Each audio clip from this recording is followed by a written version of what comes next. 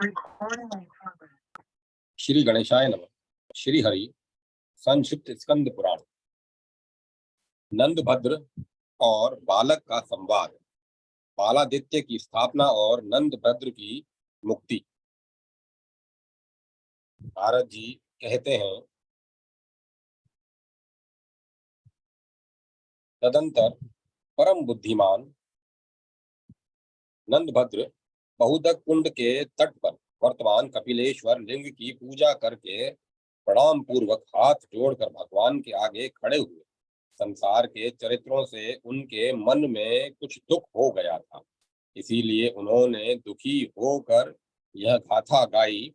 यदि इस संसार की सृष्टि करने वाले भगवान सदा शिव को मैं देख पाऊं तो अनेक प्रश्नों के साथ उनसे तुरंत यह प्रश्न करूंगा कि भगवान, क्या आपके उत्पन्न किए बिना ही यह अनेक रूपों में उपलब्ध होने वाला निरीह संसार बढ़ता चला जा रहा है?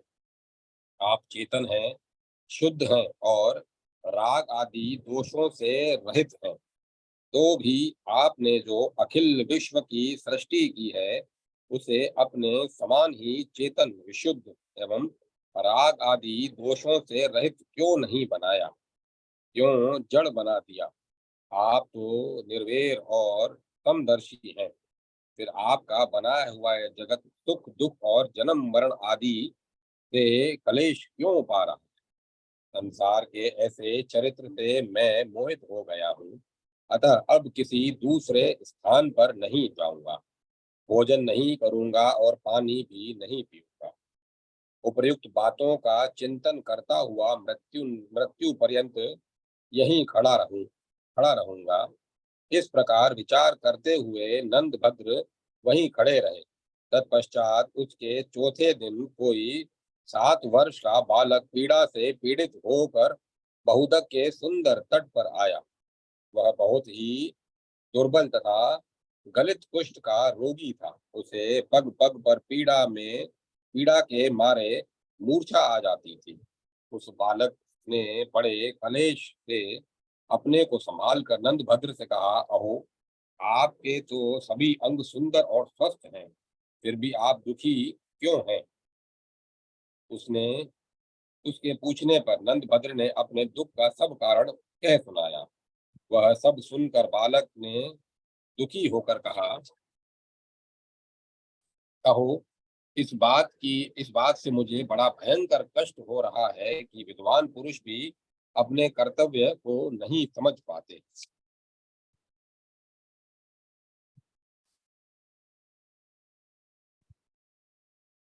जिसका शरीर संपूर्ण इंद्रियों से युक्त और स्वस्थ है, वह भी व्यर्थ मरने की इच्छा रखता है।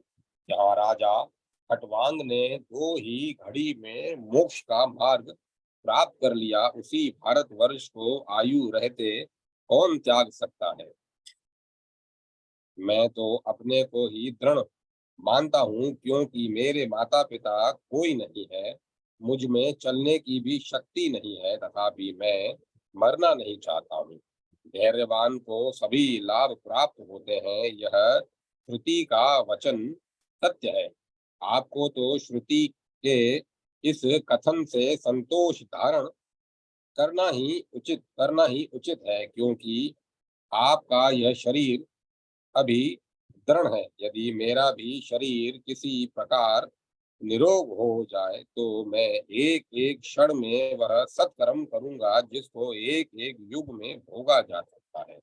इंद्रियां जिसके वश में हो और शरीर जिसका दृढ़ हो, वह भी यदि साधन के सिवाय और किसी वस्तु की इच्छा करे तो उससे बढ़कर मूर्ख कौन हो सकता है? मूर्ख मनुष्य को ही प्रतिदिन शोक के सहस्त्रों और हर्ष के सैकड़ों स्थान प्राप्त होते हैं, विद्वान पुरुष को नहीं। जो ज्ञान के विरुद्ध हो, जिनमें नाना प्रकार के विनाशकारी विघ्न प्राप्त हों तथा जो मूल का ही उच्छेद कर डालने वाले हों, ऐसे कर्मों में आप जैसे बुद्धिमान पुरुषों की आसक्ति नहीं होती। 8 अंगों वाली जिस बुद्धि को संपूर्ण श्रेय की सिद्धि करने वाली बताया गया है, वह वेदों और स्मृतियों के अनुकूल चलने वाली निर्मल बुद्धि आपके भीतर मौजूद है। इसीलिए आप जैसे लोग दुर्गम संकटों में तथा स्वजनों की विपत्तियों में भी शारीरिक और मानसिक दुखों से पीड़ित नहीं होते। पंडितों की सी बुद्धि वाले विवेकी मनुष्य प्राप्त होने योग्य वस्तु की भी अभिलाषा नहीं करते, नष्ट हुई वस्तु के लिए शोक करना नहीं चाहते तथा आपत्तियों में मोहित नहीं होते। संपूर्ण जगत मानसिक और शारीरिक दुखों से पीड़ित है। उन दोनों प्रकार के दुखों की शांति का उपाय विस्तार पूर्वक और संक्षेप से भी सुनिए। रोग, अनिष्ट वस्तु की प्राप्ति, परिश्रम तथा अभिष्ट वस्तु के वियोग, इन चार कारणों से शारीरिक और मानसिक दुख उत्पन्न होते हैं। अप्रिय का संयोग और प्रिय का वियोग, यह दो प्रकार का मानसिक महाकष्ट बताया गया है। इस प्रकार यहाँ शारीरिक और मानसिक दोनों प्रकार का दुख बताया गया है। जैसे लोह पिंड के तप जाने से उस पर रखा हुआ घड़े का जल भी गर्म हो जाता है, उसी प्रकार मानसिक दुख से शरीर को भी संताप होता है। अतः शीघ्र ही औषध आदि के द्वारा उचित प्रतिकार करने से व्याधि अर्थात शारीरिक दुख का और सर्वदा परित्याग करने से आदि अर्थात मानसिक दुख का शमन होता है। इन दो क्रिया योगों से व्याधि और आदि की शांति बताई गई है। इसलिए जैसे जल से आग को बुझाया जाता है, उसी प्रकार ज्ञान से मानसिक दुख को शांत करें। मानसिक दुख के शांत होने पर मनुष्य का शारीरिक दुख भी शांत हो जाता है। मन के दुख की जड़ है स्नेह। स्नेह से ही प्राणी आसक्त होता है और दुख पाता है। स्नेह से दुख और स्नेह से भी भय उत्पन्न होते हैं। शोक, हर्ष तथा आयास सब कुछ स्नेह से ही होता है। स्नेह से इंद्रिय राग तथा विषय राग का जन्म हुआ है। ये दोनों ही श्रेय के विरोधी हैं।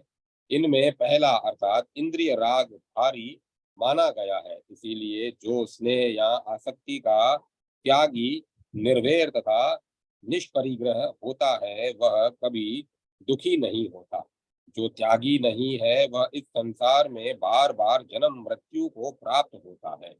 इस कारण मित्रों से तथा धन संग्रह से होने वाले स्नेह में भी कभी लिप्त न हो और अपने शरीर के प्रति होने वाले स्नेह का ज्ञान द्वारा निवारण करे।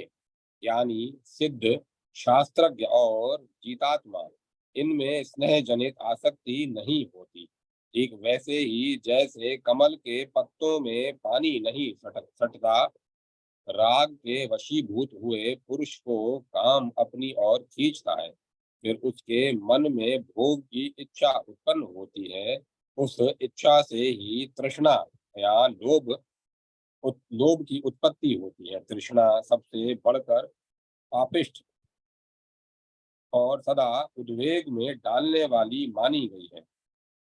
इसके द्वारा बहुत से अधर्म होते हैं। तृष्णा का रूप भी बड़ा भयंकर है। वह सबके मन को बांधने वाली है। खोटी बुद्धि वाले पुरुषों के द्वारा बड़ी कठिनाई से जिसका त्याग हो पाता है, जो इस शरीर से वृद्ध होने पर भी स्वयं बूढ़ी नहीं होती तथा जो प्राणांतकारी रोग के समान है, उस तृष्णा का त्याग करने वाले को ही सुख मिलता है।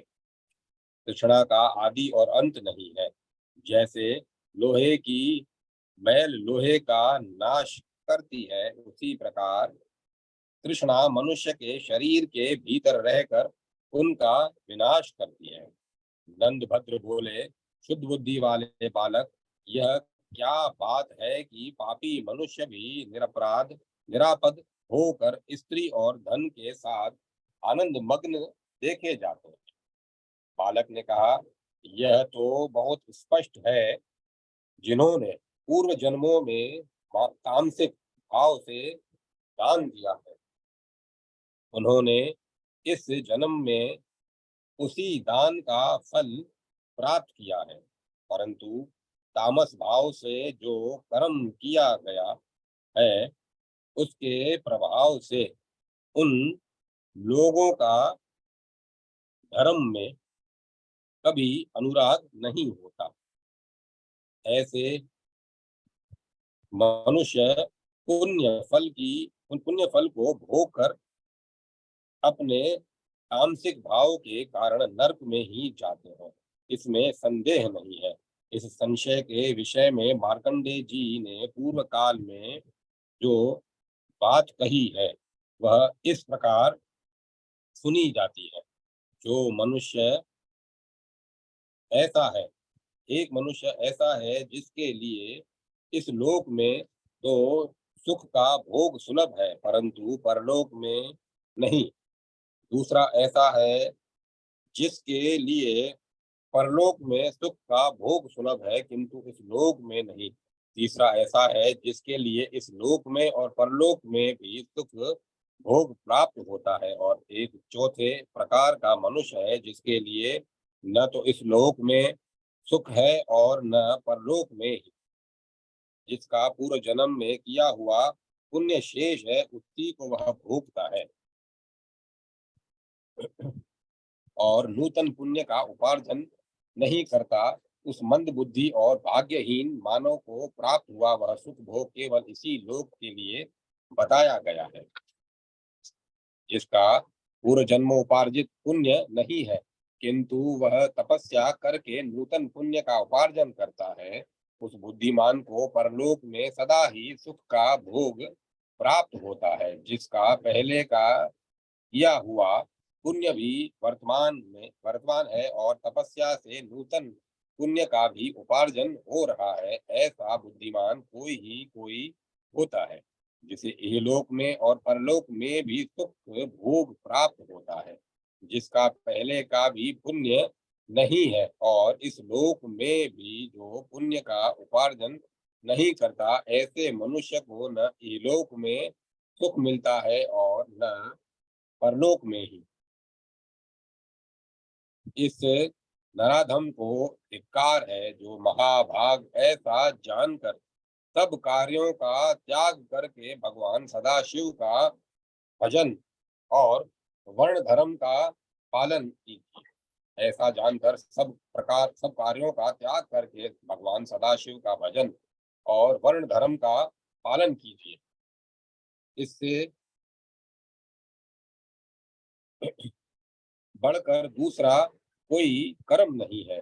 जो अपने मनोरथों के नष्ट होने तथा प्राप्त होने पर भी शोक करता है, अथवा जो भोगों से तृप्त नहीं होता, वह निश्चय ही दूसरे जन्म में बंधन में पड़ता है। नंदभद्र बोले, हे बालक, आप बाल रूप में उपस्थित होने पर भी वास्तव में बालक नहीं है, बड़े बुद्धिमान है। मैं आपको नमस्कार करता हूँ। मैं बड़े विस्मय में पड़ा हूँ, और आप कौन हैं, यह यथार्थ रूप से जानना चाहता हूँ। मैंने बहुत से वृद्ध पुरुषों का दर्शन और सत्संग लाभ किया है, किंतु उन सब की ऐसी बुद्धि न तो मैंने देखी है और न सुनी है। आपने तो मेरे जन्म भर के संदेह खेल खेल में ही नष्ट कर दिए, अतः आप कोई साधारण बालक नहीं है, यह मेरा निश्चित मत है। बालक की ने कहा, यह बड़ी लंबी कथा है, एकाग्र चित्त होकर सुनिए। इससे पहले 8वें जन्म में मैं विदिशा नगर के भीतर ब्राह्मण कुल में उत्पन्न हुआ था। मेरा नाम धर्म जालिक था। मैं वेदांगों का तत्वज्ञ, धर्म शास्त्रों के अर्थ जानने वाले विद्वानों में श्रेष्ठ तथा साक्षात बृहस्पति के समान धर्म शास्त्रों का व्याख्याता था।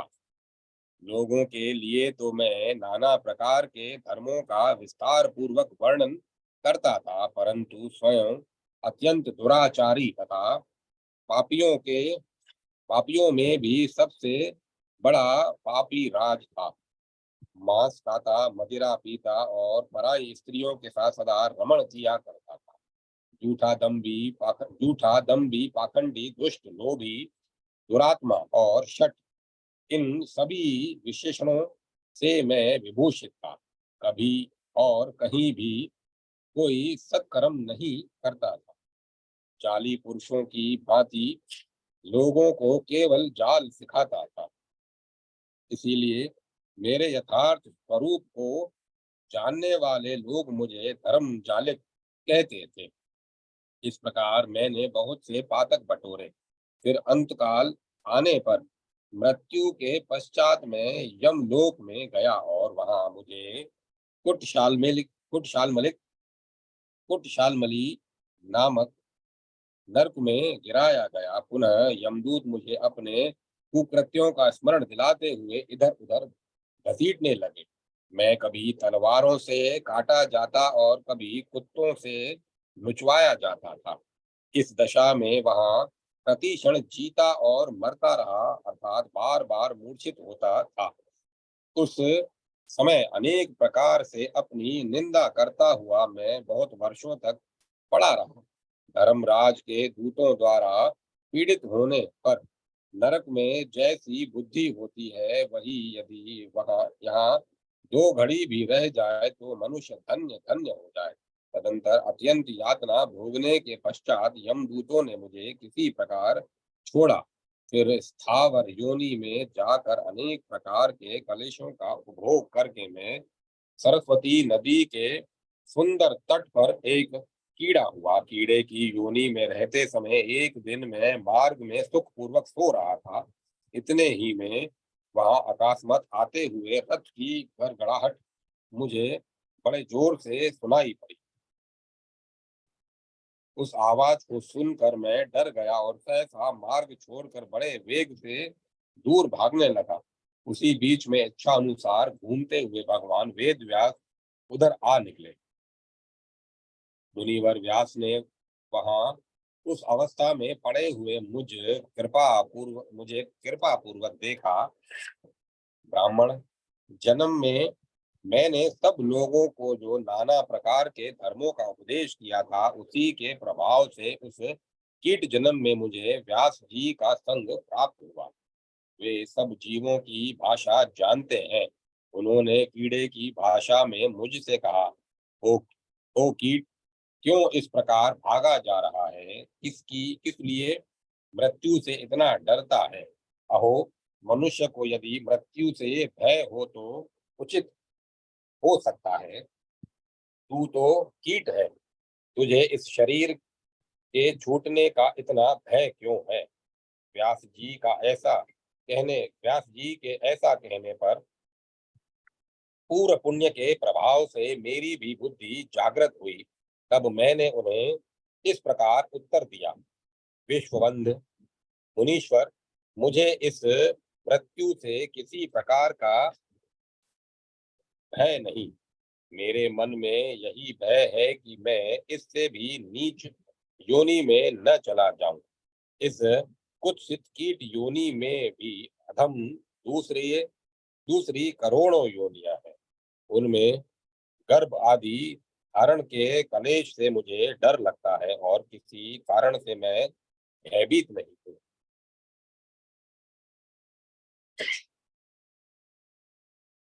व्यास जी बोले, कीट, तू भय न कर। जब तक तुझे ब्राह्मण शरीर में न पहुंचा दूंगा, तब तक सभी योनियों से शीघ्र ही छुटकारा दिलाता रहूंगा। व्यास जी के ऐसा कहने पर उन जगत गुरु को प्रणाम करके मैं पुनः मार्ग में मार्ग में लौट आया और रथ के पहिए से दबकर मृत्यु को प्राप्त हुआ। तत्पश्चात कौवे और सियार आदि योनियों में मैं जब जब उत्पन्न हुआ, तब तब व्यास जी ने आकर मुझे पूर्व जन्म का स्मरण करा दिया। तदंतर बहुत सी योनियों में भ्रमण करके अत्यंत कलेश भोगता हुआ मैं अब अंत में ब्राह्मण के घर में आकर इस मानव योनि में उत्पन्न हुआ हूँ। इसमें जन्म लेकर भी अत्यंत दुखी हूँ। जन्म से ही पिता माता ने मुझे अकेला छोड़ दिया। मेरे शरीर में गलित कोढ़ का रोग हो गया। इसके कारण मैं बड़ी भारी पीड़ा का अनुभव करता हूँ। जब मैं 5 वर्ष का हुआ तभी व्यास जी ने आकर मेरे कान में सारस्वत मंत्र का उपदेश कर दिया। उसके प्रभाव से मुझे बिना पढ़े ही वेदों, शास्त्रों तथा संपूर्ण धर्मों का स्मरण हो आया। फिर व्यास जी ने ही मुझे यह आज्ञा दी कि तुम भगवान कार्तिकेय के क्षेत्र में जाओ और वहां महामती नंद भद्र को आश्वासन दो। इसके बाद बहुदक तीर्थ में प्राण त्याग करके महिसागर संगम के जल में अपनी हड्डियां डलवा दो। इसके बाद तुम भावी जन्म में मैत्रेय नामक श्रेष्ठ मुनि होगे। मुनि होने के पश्चात तुम्हें मोक्ष प्राप्त होगा। स्वयं व्यास जी ने इस प्रकार मुझसे कहा है। इसीलिए मैं भार वाहकों की सहायता से अत्यंत कलेश उठाकर इस तीर्थ में आया हूँ। इस प्रकार आपसे मैंने अपना सब चरित्र कह सुनाया।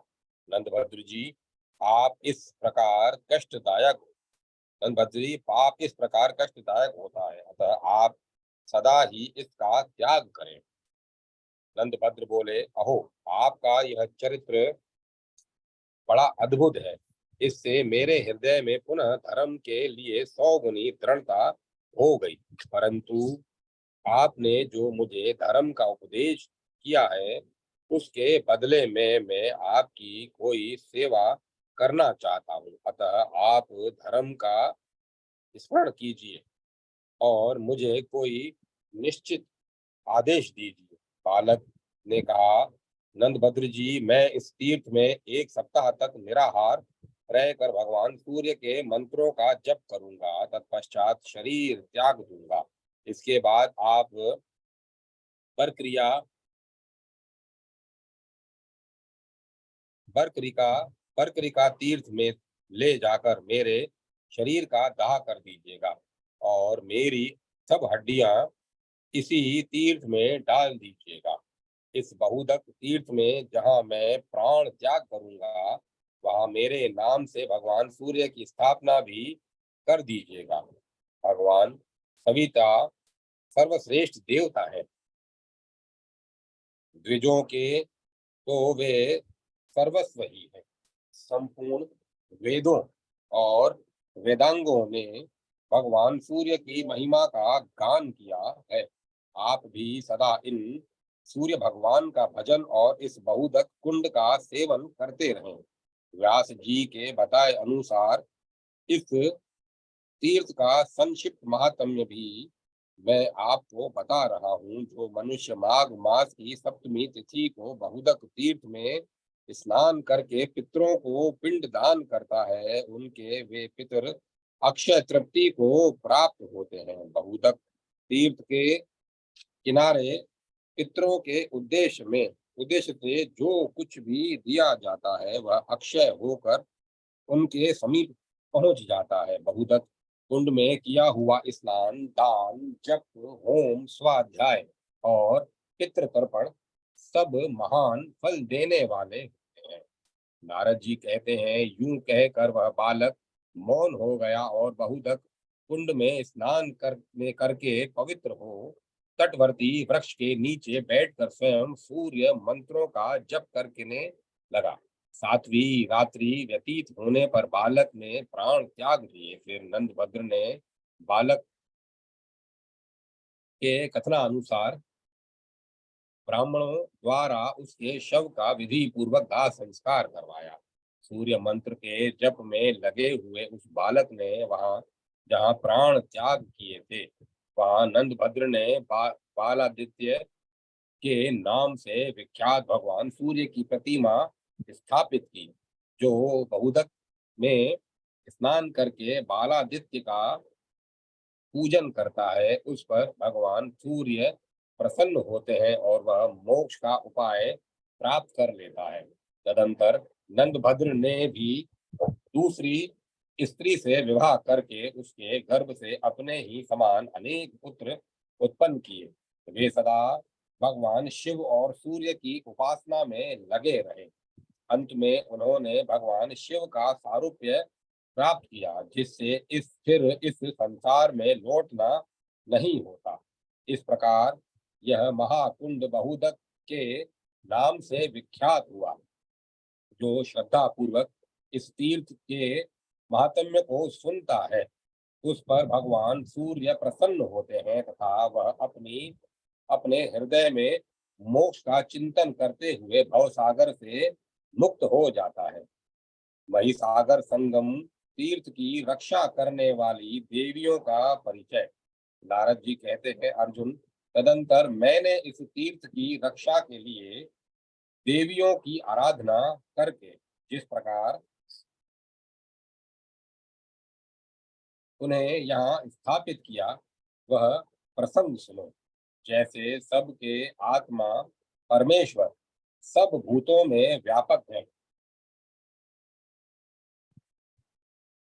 उसी प्रकार उनकी शक्ति परमेश्वरी प्रकृति भी नित्य और व्यापक है। शक्ति के प्रसाद से मनुष्य सुख और समस्त संपदाओं को प्राप्त करता है। अर्जुन, भगवती ईश्वरी संपूर्ण भूतों में इस प्रकार स्थित है। बुद्धि ब्रीहि बुद्धि ह्रीं पुष्टि लज्जा तुष्टि शांति क्षमा स्पृहा श्रद्धा चेतना मंत्र शक्ति उत्साह शक्ति तथा प्रभु शक्ति। इन सब रूपों में परमेश्वरी की शक्ति ही सर्वव्यापक है। यही अविद्या रूप से बंधन का और विद्या रूप से मोक्ष का कारण होती है। सदा इसी की आराधना करके इंद्र आदि देवताओं ने ऐश्वर्य प्राप्त किया है। भगवती शक्ति ही परा प्रकृति है। वही अनेक भेदों भिन्न भिन्न अनेक रूपों में स्थित है। इसीलिए मैंने जिन महादेवियों को जहाँ स्थापित किया है, वह सुनो। चारों दिशाओं में चार महाशक्तियों की स्थापना की गई है। पूर्व दिशा में स्कंद स्वामी के द्वारा स्कंद अंबिका की स्थापना हुई है। उन्हीं को सृष्टि की आदि में प्रकट हुई मूल प्रकृति कहते हैं। सिद्धों ने उनकी आराधना की है, इसीलिए उनका नाम सिद्ध अंबिका है। दक्षिण दिशा में तारा देवी विराजमान है। उनकी स्थापना मैंने ही की है। ये वही तारा है जिन्होंने देवताओं को तारने के लिए भगवान कश्यप का आश्रय लिया है। उन्हीं के आवेश से युक्त होने के कारण जगत गुरु भगवान कुरुम ने देवताओं का उद्धार किया। वे ये गिरिराज नंदिनी तारा बड़ी आराधना के बाद मेरे द्वारा यहाँ लाई गई है। ये करोड़ों देवियों से घिरी हुई बड़ी उग्र देवी है। मेरे प्रति आदर का भाव होने के कारण मेरी प्रार्थना से दक्षिण दिशा में आकर रहती है। इसी प्रकार पश्चिम दिशा में शुभ स्वरूपा भास्वरा देवी स्थित है,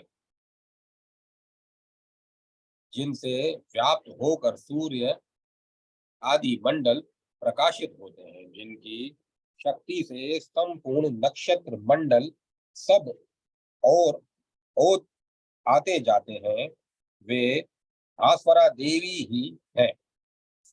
वे बड़ी प्रबल शक्ति है। मैं आराधना करके ब्रह्मांड कटाह से उन्हें यहाँ लाया हूँ। वे कोटि देवियों से आवृत होकर यहाँ रहती हैं और सदा पश्चिम दिशा की रक्षा करती हैं। उत्तर दिशा में योग नंदिनी देवी का निवास है, जो पूर्व काल में भगवती परा प्रकृति के शरीर से प्रकट हुई तथा जिनकी निर्मल दृष्टि से देखे जाने पर चारों संकादिकों ने योग प्राप्त कर लिया। इसीलिए सनकादि महात्माओं ने उन्हें योगेश्वरी कहा है। उन्हें भी मैं आराधना करके खंडकटा से ही लाया हूँ। ये वे योगिनियों से घिरी हुई यहाँ उत्तर दिशा में निवास करती है। इस प्रकार ये चार महाशक्तियां इस तीर्थ में सदा स्थित रहती हैं। तदंतर मैं 9 दुर्गाओं को भी यहाँ ले आया। उनका परिचय सुनो। त्रिपुरा नाम से प्रसिद्ध एक उच्च कोटि की देवी है, जिनसे आविष्ट होकर जगदीश्वर भगवान शिव ने त्रिपुरासुर को भस्म किया था। इसीलिए भगवान हर ने त्रिपुरा कहकर स्वयं देवी दुर्गा का स्तुवन किया। अतः वे संपूर्ण जगत के लिए पूजनीय है। मैं उनकी आराधना करके उन्हें अमरेश पर्वत से यहाँ लाया हूँ।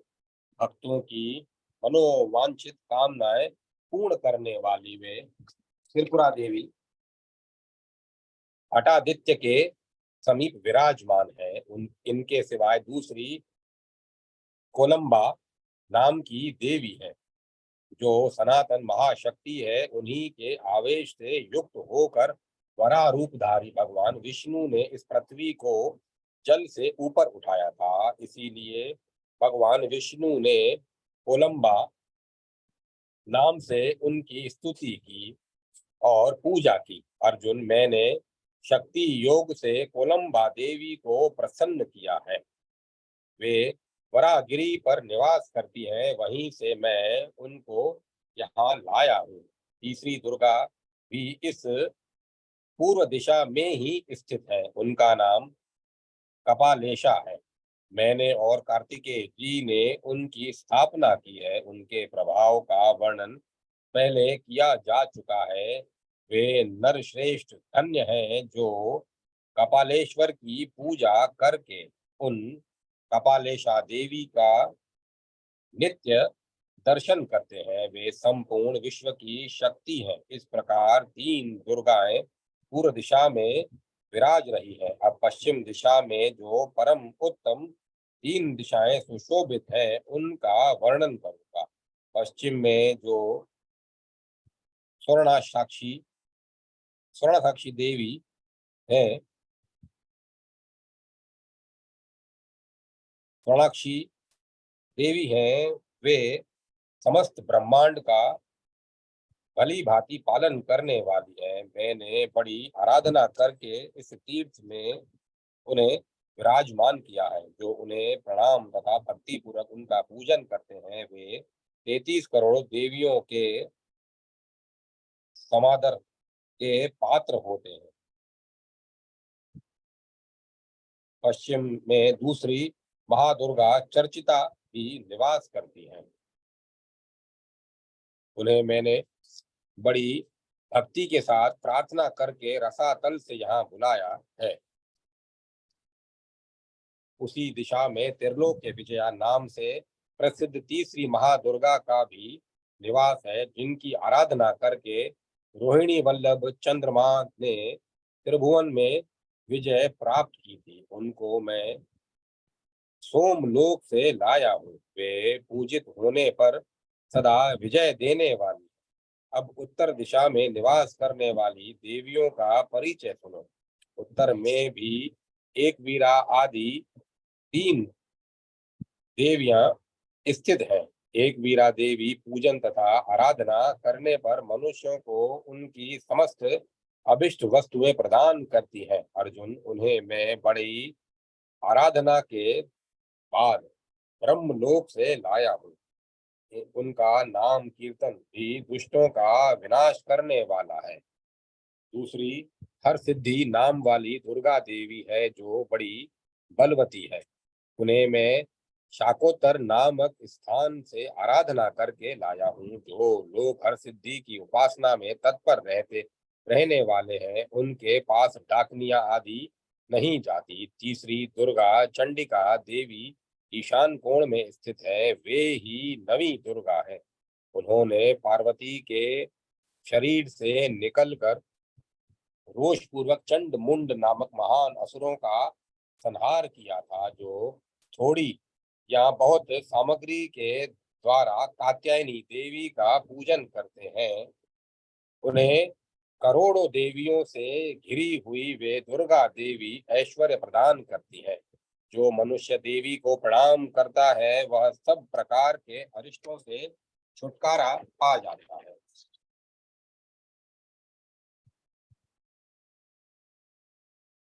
ओम नमः शिवाय। अब है सोमनाथ के प्रादुर्भाव की कथा और कंठ के कमठ के द्वारा गर्भवास तथा मानव शरीर की उत्पत्ति का वर्णन। नारद जी कहते हैं, अब मैं सोमनाथ की महिमा का स्पष्ट रूप से वर्णन करूंगा। जो इसका श्रवण और कीर्तन करता है वह सब पापों से छुटकारा पा जाता है। अर्जुन, पहले की बात है, त्रेता युग में गौण देश के भीतर दो महा तेजस्वी ब्राह्मण थे। एक का नाम था उर्जयंत और दूसरे का प्रालय।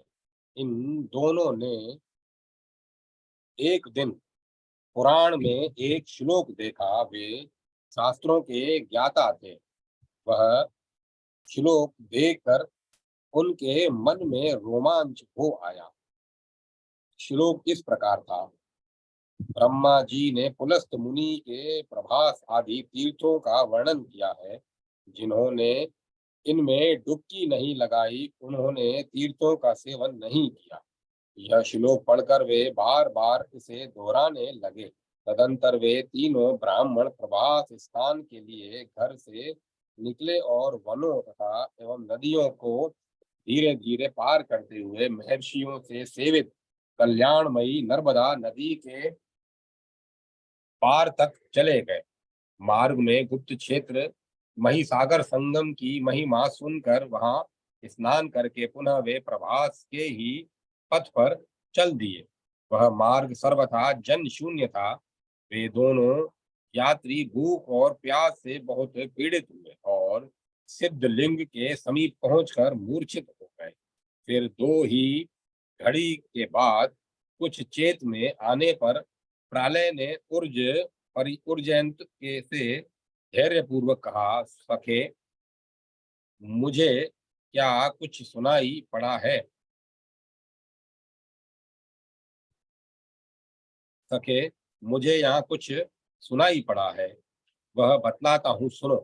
तीर्थ यात्रा से थककर मनुष्य ज्यों ज्यों शिथिल एवं कांतिहीन होता जाता है, त्यों त्यों उसके किए हुए दान से भगवान सोमनाथ प्रसन्न होते हैं। यह बात एक दूसरे से कह सुनकर मूर्छा दूर होने के बाद उर्जयंत और प्रालय लौटते हुए प्रभास क्षेत्र की ओर चले। उनकी यह निष्ठा देखकर भगवान शंकर ने दोनों को प्रत्यक्ष दर्शन दिया और उन दोनों के शरीर को अपने कृपा दृष्टि से देखकर सुदृढ़ और सबल बना दिया। तब वे दोनों प्रभास तीर्थ में शिवजी के स्थान को चले गए। वे ही ये दो सोमनाथ सिद्धेश्वर के समीप विद्यमान है।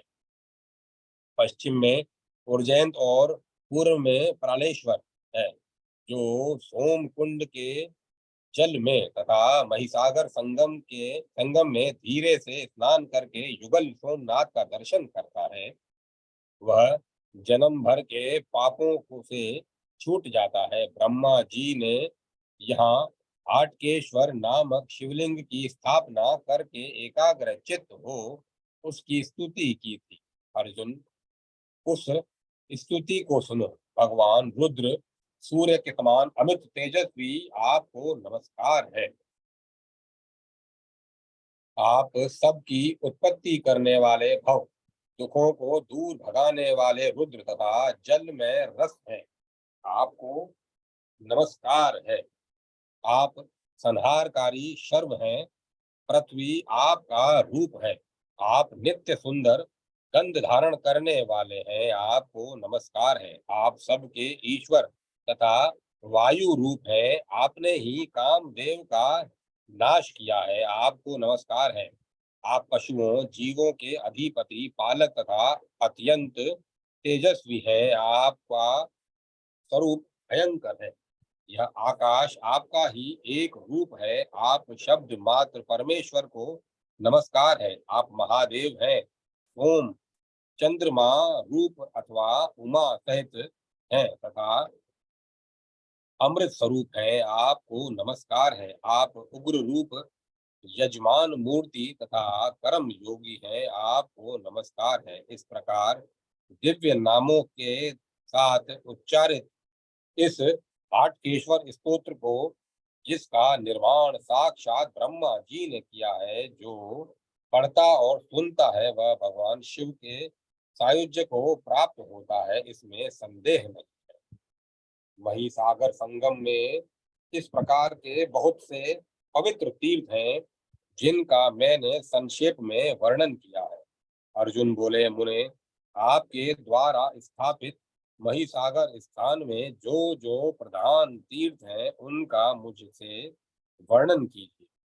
नारद जी ने कहा, अर्जुन, महिसागर में जो जो मुख्य तीर्थ हैं उन्हें बताता हूँ।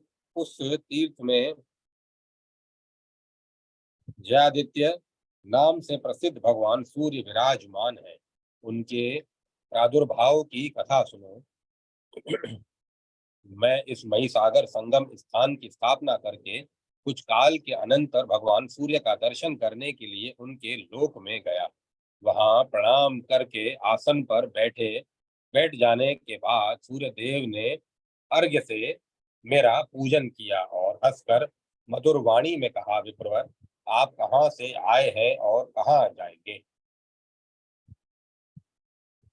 मैंने उत्तर दिया, प्रभु, मैं भारतवर्ष के महीनगर से आपका दर्शन करने के लिए आया हूँ। सूर्यदेव बोले, आपने जो कुछ स्थान स्थापित किया है उसमें जो ब्राह्मण निवास करते हैं, उनके गुण मुझसे बतलाइए। वे ब्राह्मण कैसे गुणों से युक्त हैं? भगवान सूर्य के ऐसा पूछने पर मैंने फिर उत्तर दिया, भगवान, यदि मैं उनकी प्रशंसा करता हूँ तो मुझ पर यह दोष लगाया जा सकता है कि यह अपने आत्मीय जनों की स्तुति करता है, और निंदा के तो वे पात्र ही नहीं है। फिर निंदा कैसे कर सकता हूँ? दोनों ही दोनों ही और संकट है। अथवा उन महात्मा ब्राह्मणों की महिमा तो अपार है।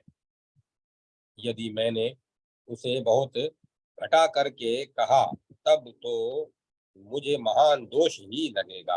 अतः मेरी यह सम्मति है कि यदि आप मेरे द्वारा पूजित द्विजेंद्रों की महिमा श्रवण करना चाहते हो तो स्वयं वहां चलकर उन्हें देखें। मेरी यह बात सुनकर भगवान सूर्य को बड़ा विस्मय हुआ। वे बार बार कहने लगे, मैं स्वयं ही चलकर उनका दर्शन करूंगा। यह यूं कहकर भगवान भास्कर ने मुझे तो विदा कर दिया और अपनी योग शक्ति के प्रभाव से आकाश में तपते हुए भी दूसरे स्वरूप से समुद्र के तट को चल दिए।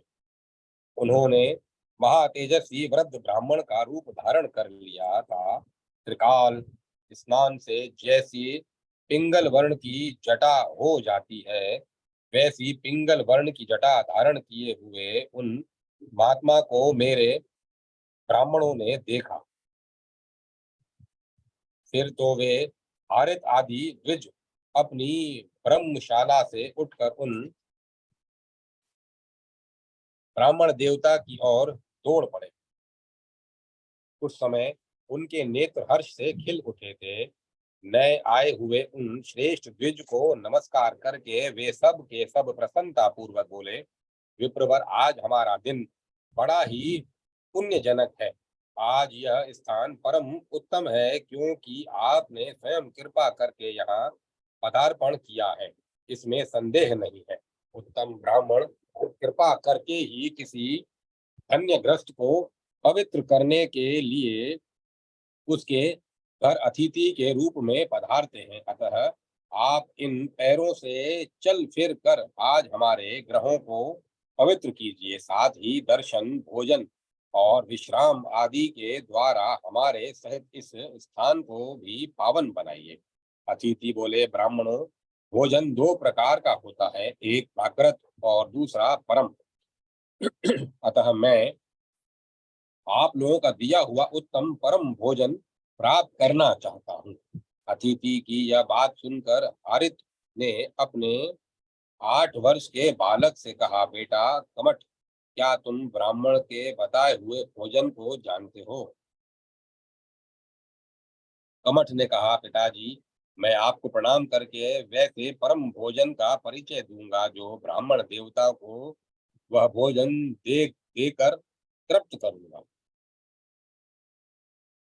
प्रकृति आदि 24 तत्वों के समुदाय को जो तृप्त करता है वही प्राकृत भोजन कहलाता है। वह 6 रसों, मधुर, अमल, लवण, कटु, काश्य और तिक्त, ये 6 रस हैं और 5 भेदों वाला बताया गया है।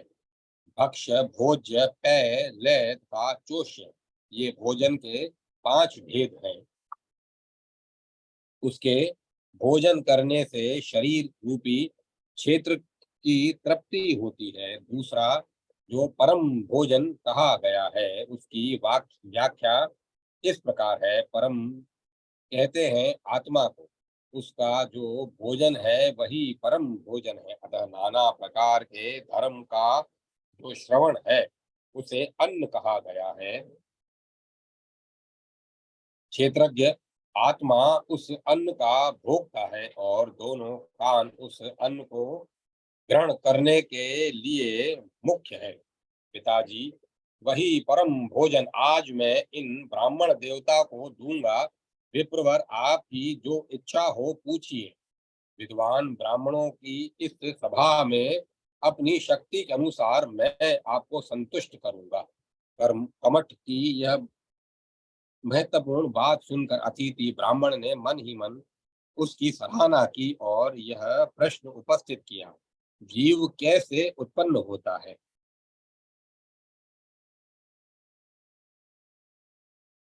कमठ ने कहा, ब्राह्मण, पहले गुरु को, उसके बाद धर्म को नमस्कार करके मैं इस वेद वर्णित प्रश्न का यथाशक्ति समाधान करूंगा।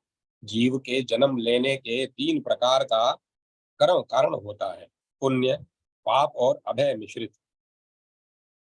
अर्थात कर्म 3 प्रकार के हैं, सात्विक, राजस और तामस। इन कर्मों के अनुसार जो सात्विक पुरुष है वह स्वर्ग में जाता है, फिर समय अनुसार जब स्वर्ग से नीचे गिरता है तब संसार में बनी धनी, धर्मी और सुखी होता है। जो तमोगुणी पुरुष है वह नरक में पड़ता है और वहां नाना प्रकार की यातनाएं भोगने के पश्चात यहाँ आकर स्थावर योनि में जन्म लेता है।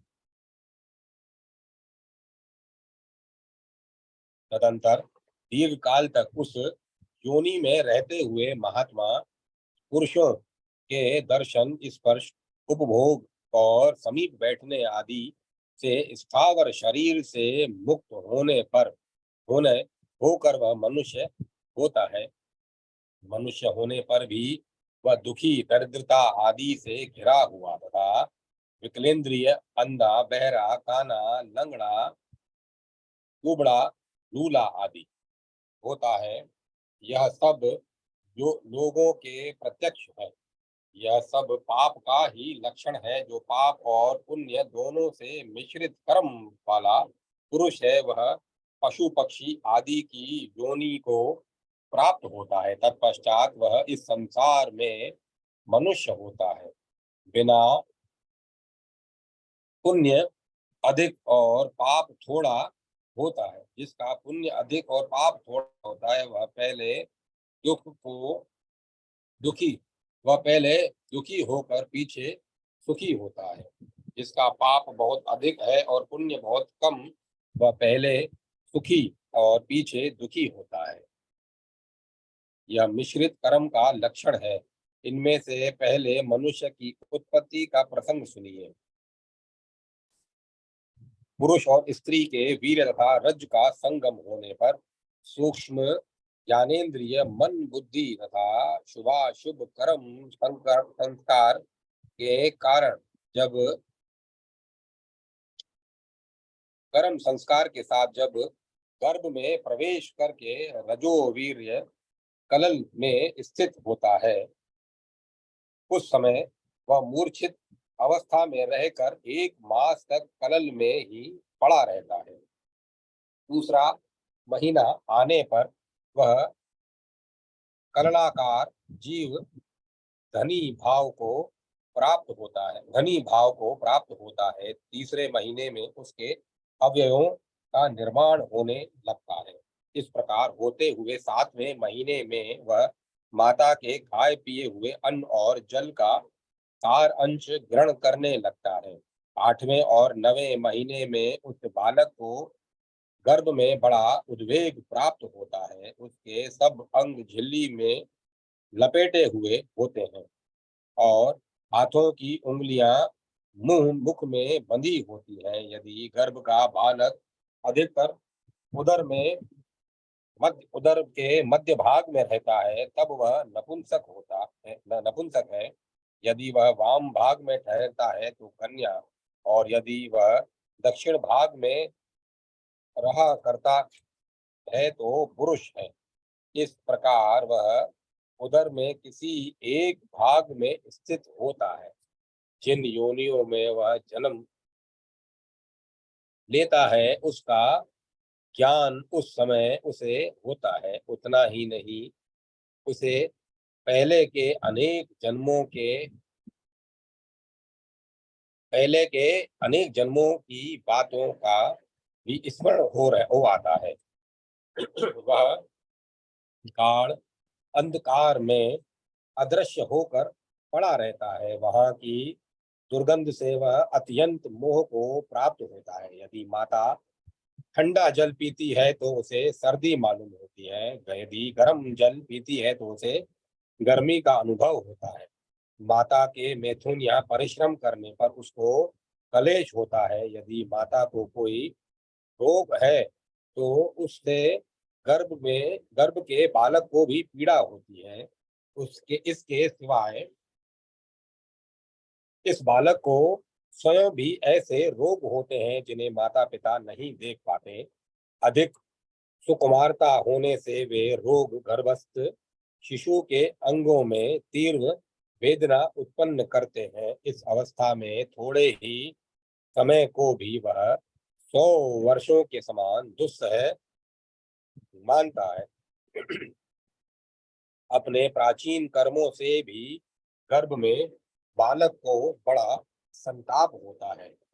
वहां वह बार बार पुण्य करने के मंसूबे बांधता है। यदि मैं मनुष्य शरीर में जन्म और जीवन पा जाऊं तो ऐसा कार्य करूंगा जिससे निश्चय ही मेरा मोक्ष हो जाए।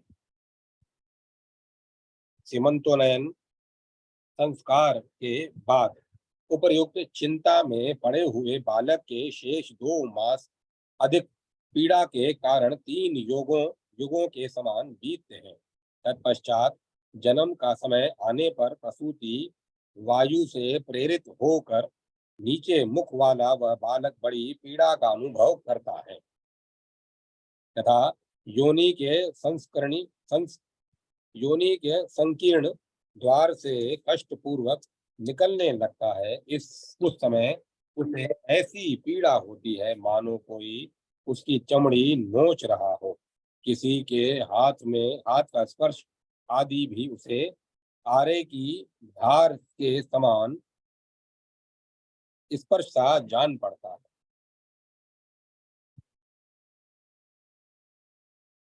जन्म लेने के पश्चात वह अचेत बालक केवल माता के स्तन मात्र को जानता है। पूर्व कर्मों के अधीन होने के कारण उसका गर्भगत ज्ञान नष्ट हो जाता है, फिर वह पूर्वत काले, लाल और सफेद, तामस, राजस और सात्विक कर्म करने लगता है। मनुष्य का शरीर एक घर के समान है। इसमें हड्डियां ही प्रधान स्तंभ है। नस नाड़ियों के बंधन से ही यह बंधा हुआ है। रक्त और मांस रूपी मिट्टी से यह लिपा हुआ है। विष्ठा और मूत्र मूत्र रूपी द्रव्य का पात्र है। सात धातु रूपी 7 दीवारों से यह अत्यंत दृढ़ बना हुआ है। केश और रोम रूपी घास फूस से इसे छाया गया है। मुख ही इस घर का प्रधान दरवाजा है। शेष 2 आंखें, 2 कान, 2 नाक, लिंग और गुदा, ये 8 खिड़कियां इस घर की शोभा बढ़ा रही है। दोनों होंठ मुख रूपी द्वार के किवाड़ हैं। धातुओं की अर्गला से इस द्वार को बंद किया गया है। नाड़ी ही इसकी नाली और पसीने आदि ही इसके गंदे जल के प्रवाह है।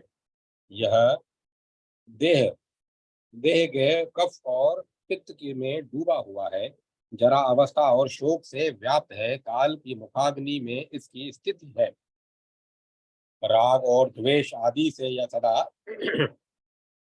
ग्रस्त रहता है, तथा यह नाना प्रकार के शोक की उत्पत्ति का स्थान है। इस प्रकार मनुष्यों का यह देह रूपी गेह उत्पन्न होता है, जिसमें क्षेत्रज्ञ आत्मा ग्रस्त के रूप में निवास करता है और बुद्धि उसकी गृहिणी है। इस शरीर में रहकर जीव नाना प्रकार के साधनों में संलग्न हो नरक, स्वर्ग और मोक्ष को प्राप्त करता है। ओम तत्सत। अब मैं कथा को विराम देता हूँ।